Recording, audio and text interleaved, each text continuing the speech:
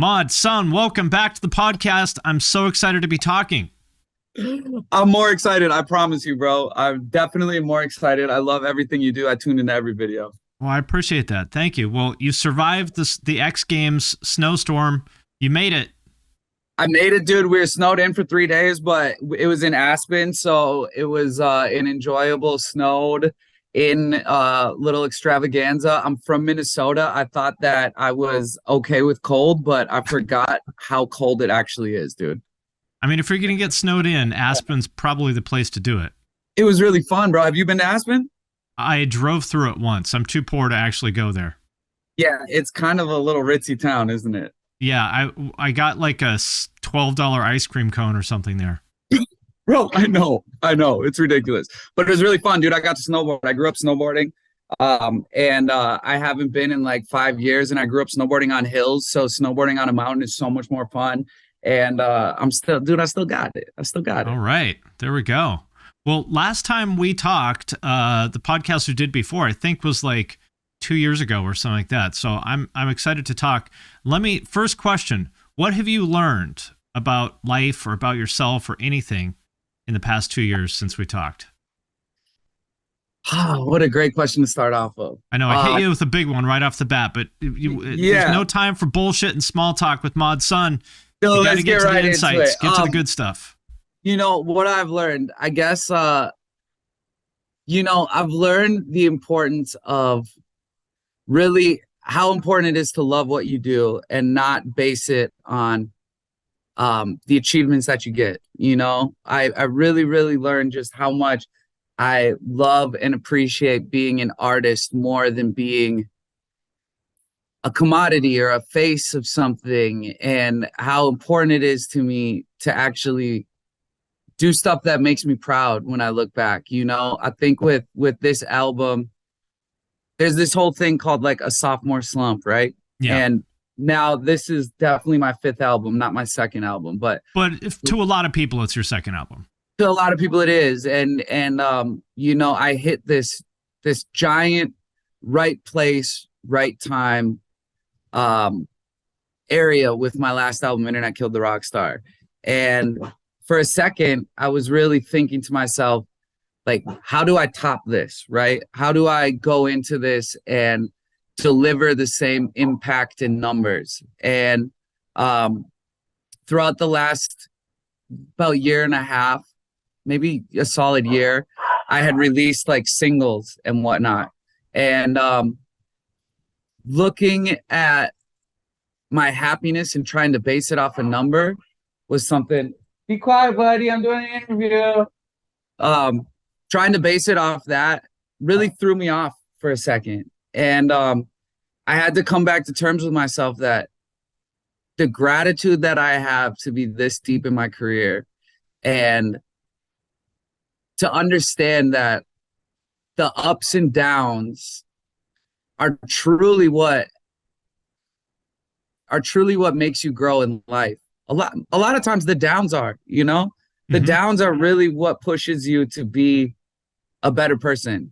And I definitely learned that throughout this process, to just be like, I want to put my artistic foot forward and really just appreciate this ride that I have, man. And now on the day that we're doing this, on the day my new album's dropping, I really kind of scrapped the whole typical process of how to release an album and really just care 100% about the art. I really, really put that first. And so now I'm appreciating a day like this even more, because I'm not basing this on a number to give me my success. Was there pressure like from the industry to hit a number, or internally, or where was that coming from? I would say it was really internal, Finn. It was like I wanted to outdo myself, and I think like, should I be saying this out loud? Is it like something that I should be saying out loud, going like, my songs that I released going up to this album didn't perform like the last songs that I released going into my last album? Should I be saying that out loud? Should I be pretending that I have the same amount of like quote unquote momentum that I had going into this. Like I'm not gonna hide that, you know. Right. I definitely was giving myself this expectation of a very dangerous word, which is success and Mm-hmm. making it. You know, it's a very dangerous word to try to define that. And you know, I all the way up until about a month ago had been. But before we go any further, this is the part where I ask you to follow me on Twitch. I'm streaming twice a week from 4 to 7 p.m. Pacific on Tuesdays and Thursdays, and think of it like hanging out at Denny's after a show. Except you are with a couple hundred of your best friends. Check it out at the link in the description of this video, and I hope to see you there. Man, I kind of don't enjoy the word stress because I'm so lucky to be able to be an artist, but I was like stressed out, like where is this outdoing myself that I was thinking that I had to do? Where is that? And I think it is an important conversation because anyone that dropped music during that pandemic, I think saw the biggest numbers that they ever had. It makes sense. Everyone's at home listening to music, right? Right. And man, a month ago, I decided to drop all that and kind of switched up my album completely. I dropped an album with no singles on it. I missed the event of an album, Finn. I know you do too, bro. I know you miss when it felt That's like right. an event. Now you listen to an album when you've heard 4 songs on it. It's like great songs, but you kind of skip it, and that just tears apart this experience of a body of work. So it sounds like, well, I could imagine that there are people on your team at the label, whatever, that might be like kind of a little bit nervous about this. Like, I don't know, Mod, it's a singles world. What are you doing? Yeah. So, 100%. but I know that you have a plan. So tell me about it. So, like I said, I grew up going to the record store or Best Buy on Tuesday, skipping school that day, going buying the record, driving it all around, listening to it front to back. I am a music fiend still to this day. On Thursday at 9 p.m., I go to New Music Friday. I listen to that list of songs. I get through probably 75%, if not all of it, that night. And I just missed that feeling, man. And so when I brought this idea up, you know, I'm very grateful. I work with this awesome label called Big Noise. You know, one of the owners worked at Vagrant Records. The other owner is Nick Gross, this amazing young entrepreneur. And the other one is John Feldman, singer of Goldfinger. Like, really a punk, dude. John Feldman's a punk. And still to this day, he's a punk. Doesn't matter where he's at in his life. When we decided to do this, I was very fortunate enough to have someone like John Feldman in my corner who's like, yeah, dude, I miss that too. I really miss that feeling. And I think that this is like such a way to shake up the monotony that everyone's feeling. And also to be an artist, Finn, like I enjoy that, you know. I don't really have like awards to show for my artistry, but I do know that other artists enjoy what I do. They tune in, they like the visuals that I make, they enjoy the songs, they like that I'm pushing creativity always. And it just makes me feel really proud to stand for that, to stand for the fact of like this industry that's just 100% built on singles right now. Which is, yo, I hear you talk about it all the time. Like there was a video that you said, like, is the album dead? Is it a singles world, right? And 100% that's what it is right now. But I've felt very passionate about, it's beautiful to be right on time. Like we were talking about with my last album. Mm-hmm. I spent so much of my career, and this is, whether or not this sounds egotistical, but feeling like I was ahead of the curve, right? Yeah. And you were. Yeah, I've felt like that at times, and that doesn't mean the world will reward you for it. Right. And with this last album, I felt like I really hit the jackpot with being right on time. Yep. I wanted to reintroduce that side of myself that makes me feel like I'm trying to push something. And whether or not anyone else sees that, I felt like I was pushing myself to be like, no singles for this rollout. I'm going to do something that I'm not seeing people really do, which is make like a little short for each song and break it down into the terms of like the lyrics being read to you like poetry and sound Well, design I'll it. tell you why most people couldn't do that rollout is because, and I saw those and they're awesome. And I have a lot of specific questions about the lyrics and stuff. The reason why a lot of people can't do that is because, to be honest, a lot of them don't have anything to say. And I'm not trying to like talk shit on them, but like they just on it. I think a lot of people kind of just put out music to put out music. They don't have something to say. You obviously do. And I think for people like you, that makes a lot more sense than if it's just like, oh, I have a cool beat and I came up with, a hook that sounds good on TikTok. Well, yeah, like why do you need, like, why would that person need to put out an album? Like that's not the right vehicle for them. And Finn, too, we're seeing, I mean, we definitely saw a trend of it a couple months ago, but artists being like, my label's forcing me to do this and forcing me to promote. And yeah, of course, that's always been a part. That's always been a part. But now more than ever, the music, what you do inside the studio, and the marketing are living hand in hand, right? Yeah. So I'm not going to be anti-promotion. I'm going to still find a way to do it, but in no means am I ever going to try to turn this into something that I'm being forced to do. So for any artist out there, because I know so many artists listen to your podcast, bro. I know it's such a artist and a consumer vehicle. Like, find a way to love it. Find a way that makes you feel proud of the promotion that you have to do, because yeah, music's changed, man. And you know what? It's probably changed for the better, because I know when you grew up too, you had to go to Kinko's, you had to print out flyers, you had to go around your city and post them up everywhere. And you were in charge of everyone being there hand to hand. Now it's like we get to post something on our pages and expect people to be there. I mean, that's definitely made it easier, right? But you put in the work. So for anyone who hasn't seen it, the rollout for this album has been, what did you do? Like, I think every day or something like that. There's a new reel that you put out where you're reading the lyrics to some of the songs off the album that kind of, but you're reading them like a poem. You're not singing them. And then there's a little snippet of the song at the end. Yeah. And these are like little mini movies, like the trailer for a movie. These are not just like some half-assed thing. Like, I can tell you really put in the work. And, that people respond to that. They can tell. And, there's no one-size-fits-all solution. Like, albums obviously do work well for some people. Like, obviously it works for Taylor Swift, Right. And, for someone like you that has something to say, that's willing to put in the work to tell that story, I think it makes sense. Yeah, thank you first off, and just like piggybacking off of that, I, to my detriment or not, pretty much read all the comments and reply to the people that support me. I hear people be like, I've never been this excited for an album.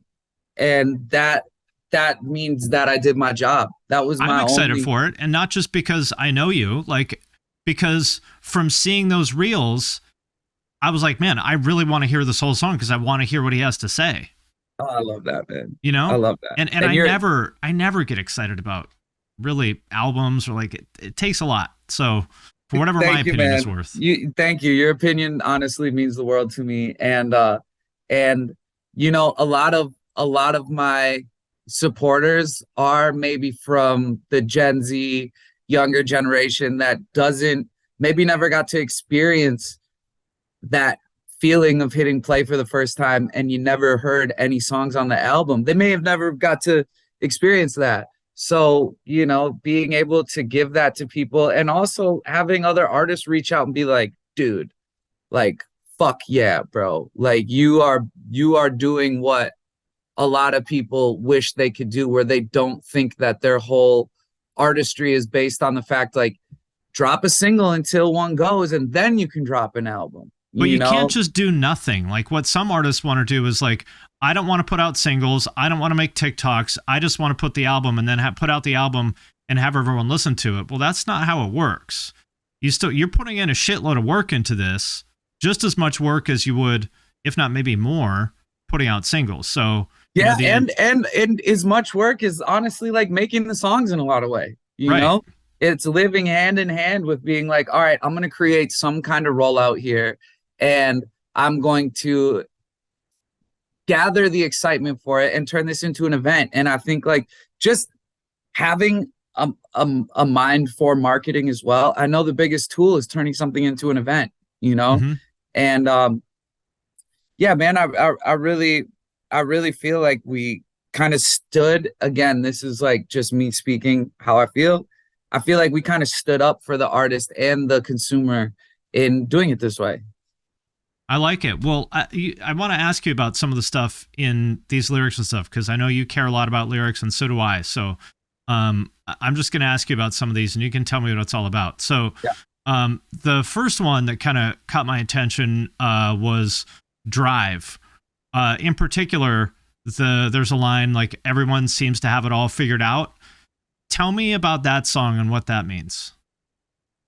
So that like really goes a lot hand to hand in what we're kind of just speaking about before this. And it's everyone wanting to turn themselves into a brand, you know, everyone wanting to seem to force something even when they may not believe it. And it's just the authenticity being delivered back to it, and being vulnerable with it. You know, me in this world of like goddamn comparison, Finn, I think Mm-hmm. more than ever before, we're in a generation of comparison. You know, we are able to visually look at people's success. You know, we can actually see it as a number. And Like, that imagine if you will, could see everyone's fucking bank account balance or whatever yo, 30 years ago, you know? if everyone's walking around with the number on them, and like Yeah. that's how you're validating things in this world. And I think this has always been a thing, but now more than ever, it's like we are constantly in this overstimulated world of comparison, and the idea that if you are not, I mean, dude, wanting to do better every single, let's just talk specifically about the internet, every post wanting to outdo the last one, every video Yep. wanting to outdo the last one. I mean, And it's that is, brutal. It's and brutal for your mental health. it's a slightly new thing because it's living with us every day. You know, before it was like maybe an artist charted on one album, didn't chart the last album, or the last show they played in a city was bigger than the show they played now in a city. It kind of, it's a that's kind of like a daily thing Yeah. now, And there's like a or whole, an in that day kind of thing. Now there is a consistent daily reminder, you and know. there's a whole like sort of meta scene of, you know, people commenting on it like, oh, Mod's son flopped, like this song didn't do as well as that one, he's flopping. I went to go see him the other day and there were only this many people there, and last time there were that many people, and you're like, yeah, I fucking know. Yeah, Like, yeah, and it's such a cursed word too, because I not only do the comments come in like that, but I know that artists feel that way.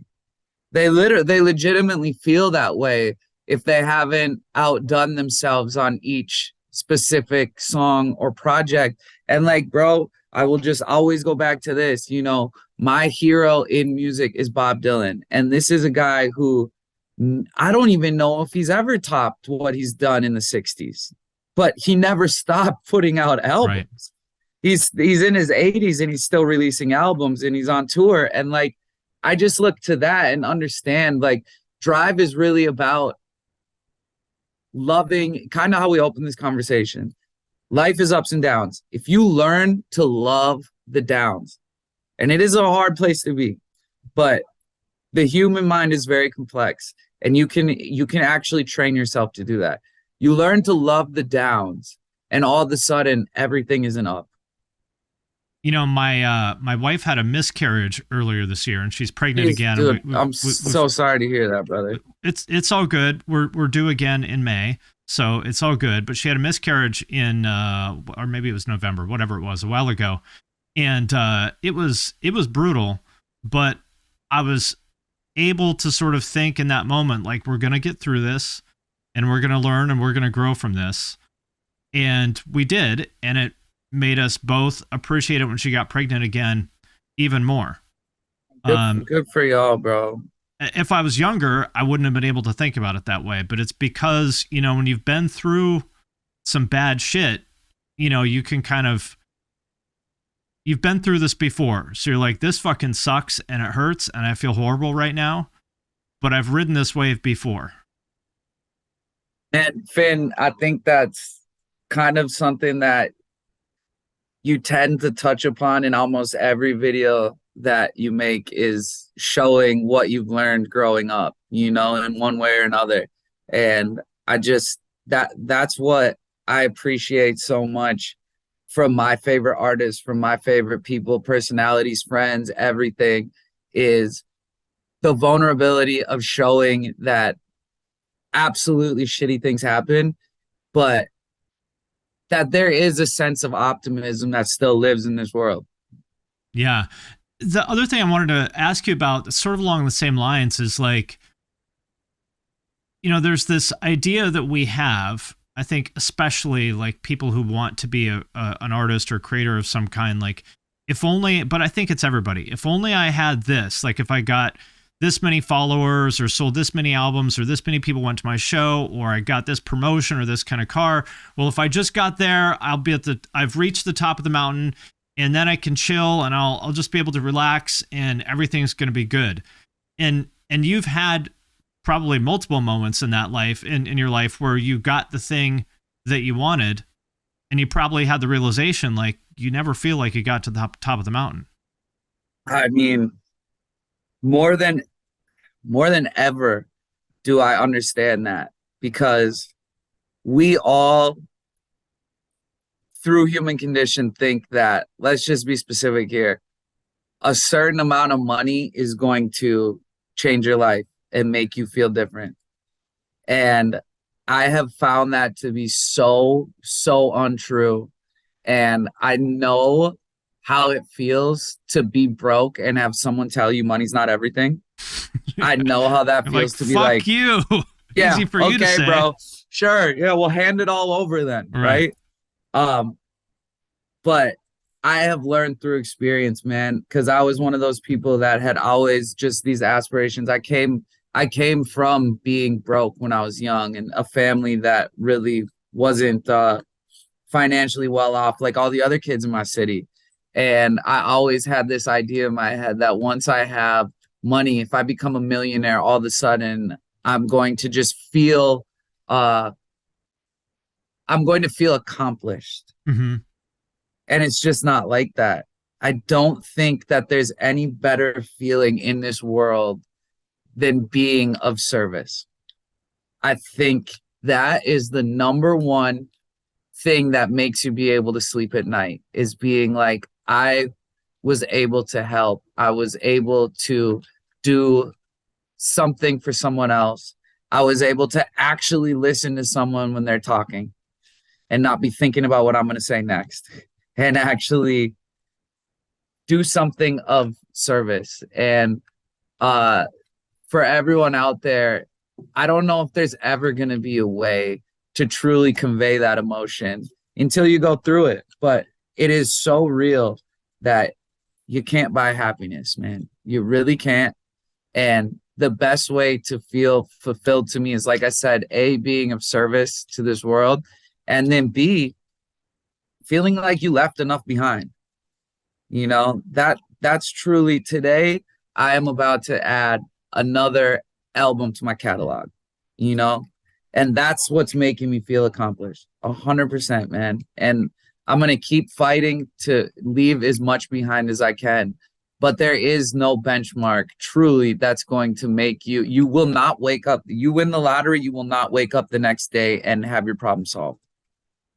I wish it was that easy. Anytime I've ever accomplished something, that I worked really hard for years, like, it's cool and I appreciate it. But you get up the next morning and you pretty much feel the same as you did the day before. And why is that? It sucks. Yo, you're very smart and intelligent. I would love to hear your take. Like, why is that? Because it's like you said, I don't think that at the end of the day, what makes us happy is like contributing to the happiness of other people and like in the world, because I think that's like how our biology is programmed, you know, like we are social creatures, and like accumulating, there's like a part of our brain that says accumulate more shit and more status and more power and control. But I think that part of our brain was designed for a world that we don't live in anymore, where like you had to worry about food, and you know what I mean? And you had to worry about people coming over the hill from the village to like kill you. So you had to kind of like be in that like resource scarce mindset. And we don't live in that world anymore. Like, at least, you know, those of us who are fortunate enough to live in, you know, a developed country. And like, if you're listening to this, you probably don't. And so that part of our brain is actually not helpful. The part of our brain we need to listen to is the one, and like, I know it sounds shitty it's irritating to hear people who have money say that money doesn't matter, or people who have a following say that followers don't matter. It's annoying. Or you hear a beautiful person tell you that that doesn't matter. But those are the people who would know. And I mean, I've been around a lot of people with a lot of money and a lot of people with a lot of followers. I've never, ever, ever, ever in my entire life heard somebody say like, yeah, man, money definitely makes you happy. It's never been said. Nobody has ever said that. You know, it, like you said, that mindset was built for a world that we don't live in. And also at the same time, it's like, maybe there's this whole idea that's like, it's all about finding out for yourself. Yeah, it is. And it really gives you maybe that drive to go find out for yourself, you know? Especially, I'll just say it, like, especially like young men. Young men will not fucking listen to anybody about anything. You know, when I was 23 years old, I could have been on fire and you'd be like, hey man, just dump the bucket of water on yourself, and be like, fuck you. You know, we don't learn any way other than putting our hand on the stove and getting burned, you know? That's 100% like, all right, true. I guess you're right. And again, like, I wonder if there will be a way to someday really convey that message without it being irritating. But all in all, like you said, no one really says, I mean, it might give you freedom. It might give you freedom to do things, but freedom also creates boredom, you know? And how many people went off the fucking rails because they had too much money and too much freedom and they could just indulge all their worst impulses? How many times have we heard that story in history? You know, it happens all the time. They say, you know, the people that make you laugh the most are the saddest, you know, and the people at the top, I mean, bro, I have felt those things with the comfortability that, again, dangerous word, success has brought me, you know? I mean, oh my God, how many times do you hear an artist say they missed the come up? Right. You know, the part of where they're sleeping on floors and like, but in that moment, you're like, just let me get to the top, bro. I know. Yeah. Well, you're still engaged, right? With what? Like, to be married? Oh, engaged. I'm like, engaged in what? Yes, I'm still engaged, man. I'm still engaged. Well, speaking of success, I mean, what means more? I mean, obviously selling albums and having people come to your show and shit, that means a lot. But if you don't have anybody to share that with, it's kind of an empty victory, right? 100%, man. 100%. It's like, I've always lived by this quote that's like, if you think about the future, you get anxiety. You think about the past, you get depressed. So be in the present, right? I've always kind of lived by that quote. But how fucking hard is that? Well, up until recently, man, I'm telling you, like, I really, really do enjoy the thought of the future, you know, and really actually consider it when I'm making decisions now more than ever. And I'm talking about the future of like becoming old, having a child, getting married, you know, spending Christmas with my wife in 20 years and watching, you know, children and grandchildren and all that grow up. I'm understanding the beauty of that in life. And it's taken a really long time I have pushed myself so hard because of the word selfish, right? I really have always been like, Why did y'all fuck up that word? Selfish is a great thing. Being an asshole is not a great thing. Not considering others is not a great thing, but being selfish is great because you should be at the top of your list. This is your life, and you should be thinking about yourself and help yourself be better. So your help means that much more. Um, for the first time, I'm like really understanding the beauty of not being at the top of the list all the time, you know? And I think that's another thing that comes with just growing. And I just want to tell people that it's not a party foul to get old. To explain what you mean by that. There's been since the dawn of time, and especially within the arts, this idea that there is a timeline, there is an age, and that you get it to a certain age and you're no longer cool. Dude, I feel every fucking day, I feel like I should just delete myself from social media just because of my age. Yo, I feel it every fucking day. But why? Because of everything you just said. Like, I feel like it's cringe to exist at my age. You know? I mean, I know. And not only do I know, but I get told that. Finn, all the time. I mean, I'm dropping an album called God Save the Teen, and there's half of people that hear that and go, bro, you think you're a teenager? Like, you're fucking in your 30s, bro. Grow up. And it's like the underlying message of the God Save the Teen is that if anyone is responsible for making a better future for the people that come after us, it's the older people, you know? That's what I take from your videos too. The same thing. I hear you talk about all these subjects all the time, man. And I find so many gems, whether you're talking about yourself or not. I find it through what you're saying. And I learn and I grow from that. And like the things that you consume are here to teach you. And if you have anything, any kind of message to spread, like you are responsible to give that message to the people that are younger than you, man.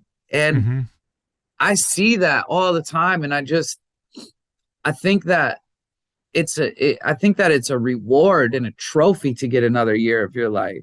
And I really, really try to like make that my message and everything. Like I am proudly 35. Proudly. Like no one thought I was going to make it this far in my career. You know, no one thought I was going to have a career when I was younger. But like if I would have said to myself, if I don't make it by 25, that's it. Move on. By the way, 35 is still young as fuck. Like, absolutely. It's crazy. It's like, oh, if you didn't make it by the time you're 23, you're just done. Yeah. And Finn, like, I see this every single day and almost more and more than ever because we've turned this into like the word cringe is just like erupted, right? and you know, there's this like great thing that I heard that was like, remove the part of you that cringes, right? Like remove that part and understand like, yo, if we're coming down to cringe and what that is, like I was that since I was fucking 13, bro. Same, and I still am. And like, so what do? Do you quit or do you push forward and share these things that like, you know, I don't know if you ever watch your videos. Do you? I watched them once to make sure there's no like mistakes. Okay. I wonder if you're going to ever watch back these videos in 30 years, you know, and be like, dude, holy shit. How fucking cool was it that I put myself out there multiple times a week and I get to look back and there's this journal out there of my life that exists, you know, because I consider that every time I'm creating something. I really consider the fact that like one day I'm going to look back on all of this and just be so proud that I decided to say go, not stop. And other people are going to have so many memories of where they were when they heard this song or who they were with and all those, you know, the same way that, you know, all of us have memories. Another song I wanted to ask you about, it's an older one, but I really, really, really like it. I think it's like lyrically my favorite song you've ever done. Kind of along these same lines is Perfectly Imperfect, which, you know, other people have said similar things, but the way that you said it really hit home for me, specifically because I think you kind of found the sweet spot of like acceptance, because without like self-pity or do you know what I mean? Yeah. Just sort of like radical acceptance. Bro, absolutely. I'm so happy you said that, man. I actually remember when I released that song, I think you commented on the video and were like, this is a great message to say. And like that right there made me feel accomplished. You know, I have always wanted to stand for this idea that like everyone is special. I don't care what that sounds like, bro. I really believe everyone is special. Everyone has something to say. And like in the acceptance thing, you know, I get to where I am at my career. And how many times can I bring up Bob Dylan in this? But there's a lyric about, but yeah, it's in there.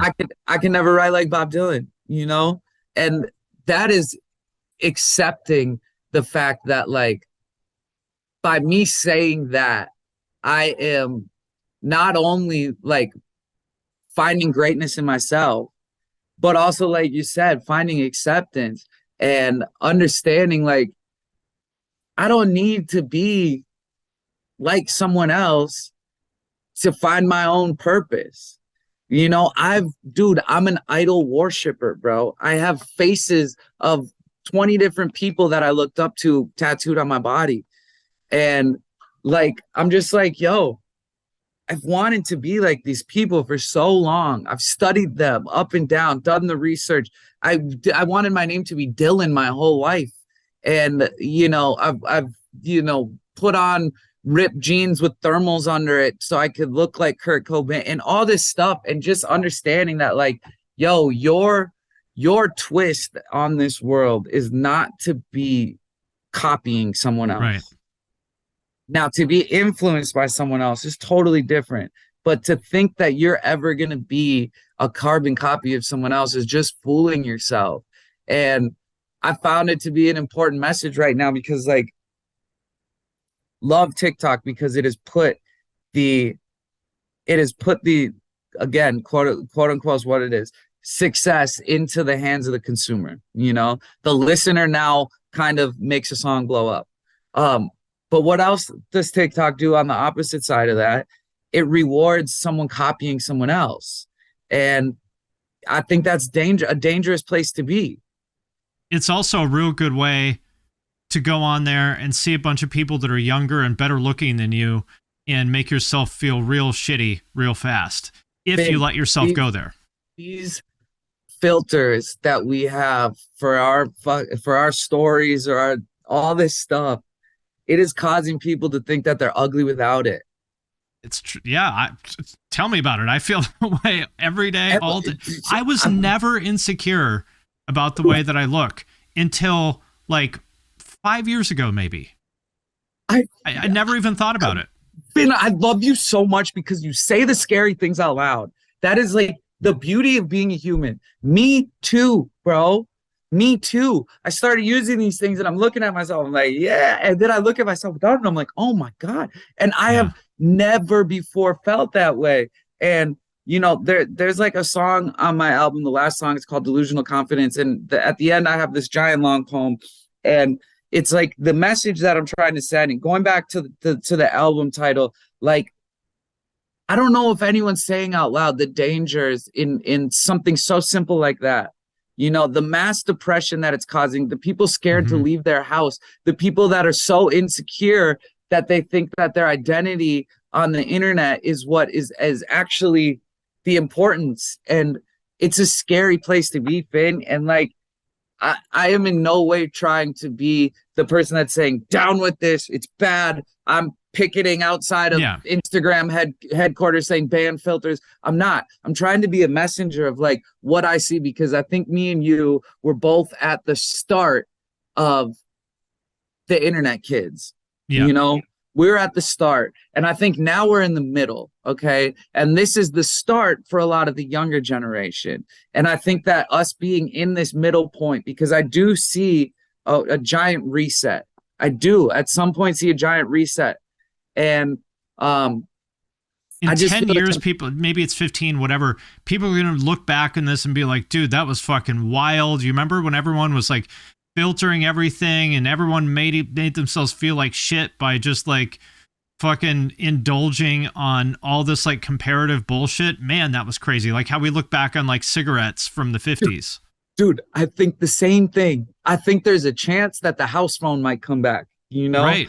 I really do, because I think that we're, again, finding optimism in everything. I think that we're very intelligent people. And I think that is there upsides to everything that's going on right now? Absolutely. I mean, these kids are learning how to be the director, the writer, the lighting person. And they're so fucking good at all of it. It's the amazing. Marketer, bro, everything. They're geniuses with this. They are. So it's going to bring good.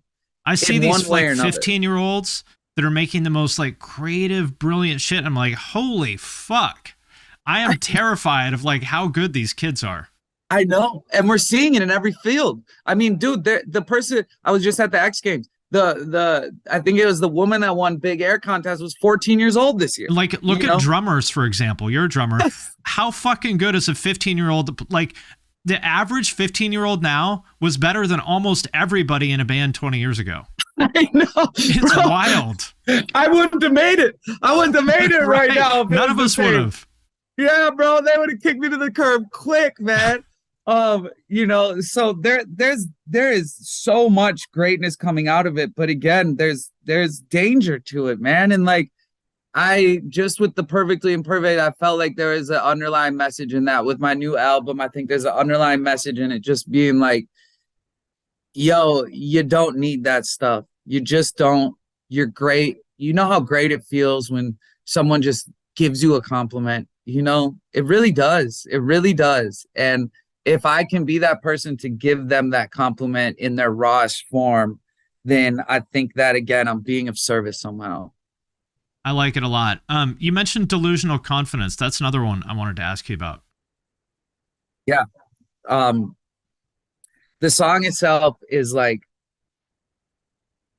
the idea that voice inside your head that is sometimes can be so brutal to you. At the other end of it, it can be your best friend. And I have never in my life, still to this point, since the day I found The Secret and the law of attraction and all that shit is real, by the way. People think that's some corny wine mom shit. It's 100% real. They just, people, again, just the whole aspect of like what corny is and the manifestation thing. And like, ever since I found that, Finn, I have in my head believed that I'm still able to accomplish my wildest dreams. Yes. No matter how much older I'm getting, no matter how much success I see my neighbor have, I still believe within me that if I hold that image in my head and I'm asking for it, that the universe is going to open up to me and it's going to deliver that to me. I want to poke at one thing you just said, because I think it's really interesting.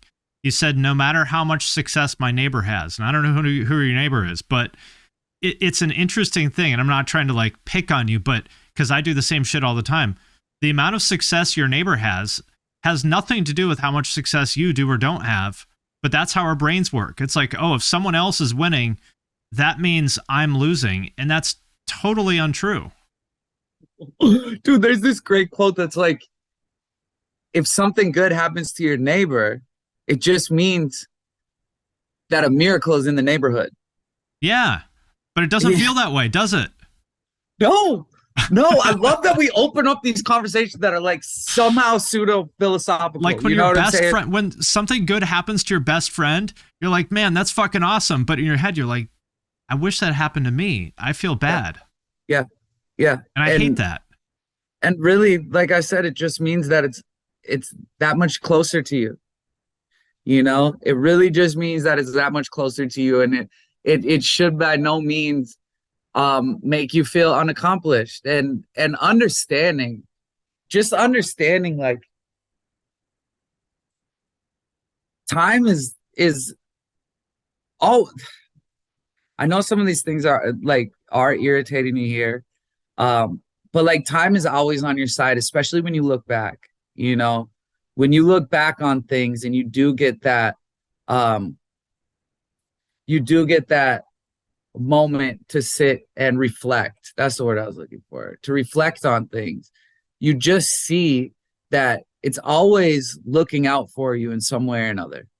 And I know how shitty that is to hear, that when something bad happens, that it's making room for something good. I understand that. But if you can somehow find a way to live your life in those ideologies, it can only make your life that much better. It always made me so angry, like when my mom or anyone else would be like, well, the universe has a plan. It made me so angry to hear. Oh But no. but man, I feel like it's true, especially if you kind of open yourself up to it and let it be true, if that makes sense. And that doesn't lessen how shitty something is in the moment. That's But it right there. if you let yourself if you let yourself go with it, it always ends up being true. Does that That's make it right sense? there. That's it right there. If you let it be true, it couldn't be said any better, because there is someone or something that's going to tell you that it's false. It's just innate. But if you choose to be that kind of warrior in this world, to be that kind of person that pushes for that, it's going to be true if you For allow it. example, my wife having a miscarriage, that sucked. But you Yeah, know what? That made us like 100 times more empathetic and compassionate to every other family that has dealt with that. I had no idea how common it is. It's like 30% of pregnancies, which I had no idea that was the case. And like, how many families are dealing with that right now that you walk past at Target and you don't know, and you know, nobody talks about it, stuff like that. And it made me so much more empathetic, just not only to that, but just to people in general. It's like, man, and that is some serious shit to go through. Like, losing a baby is, that's it's serious shit. And there's millions and millions of people dealing with that every day. And I would have never known that if we didn't go through it, if that makes sense. yeah, it's almost one of those feelings that you can't understand when someone describes it. You can only understand by going through it. Same with being an And addict. You know, yes, it's easy to yes. judge, but if you've been through it yourself, you can't, you just can't judge. You No, can't. you have absolute empathy for it. And I mean, is there a more powerful tool than empathy that a human can have? Like, isn't that what causes you to be, isn't that the whole impetus and cause for being grateful? Is empathy? I mean, that almost lives before gratitude. Mm-hmm. And I mean, that's the saving grace for me right now. I mean, just speaking on sobriety, I'm coming up on 4 years, and it's becoming more of a challenge. The high of proving to myself that I could do it has essentially wore off. Mm-hmm. And now it's become a real fight. And just holding on to the gratitude and the empathy is what keeps me here every day, truly. I can imagine that in those moments where you're beating yourself up because your song didn't do as well as you thought it was supposed to do, or, you know, or whatever, those moments where you're comparing yourself to someone else or the past, those are the moments you're like, man, I'd sure feel good right now if I did a couple lines. Bro, 100%, being like, well, life would be more fun if I was doing that. I would be more interesting or enjoyable if I was doing that. Um, Which is a lie. Nobody is more enjoyable to be around when they're on coke. yeah. Nobody.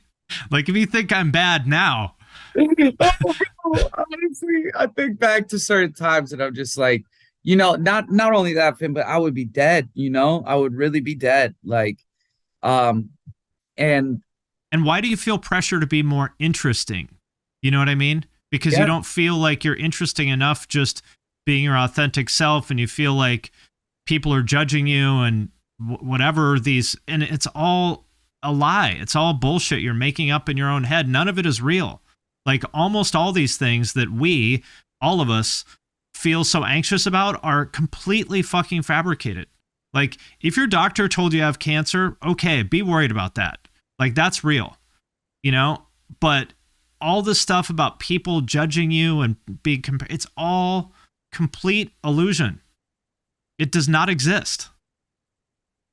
and it's becoming more apparent every day that there's a fear of judgment going on. And there is, I don't know if you agree with me, but from my outlook, almost like a rise in mass depression. Sure seems that way. It does seem that way. And I just want to leave some kind of message behind to feel like I'm saying that you're good enough the way you are. Not only are you good enough, you're amazing. You deserve to tell your story. You have something interesting to say. And the comparison is an illusion as well.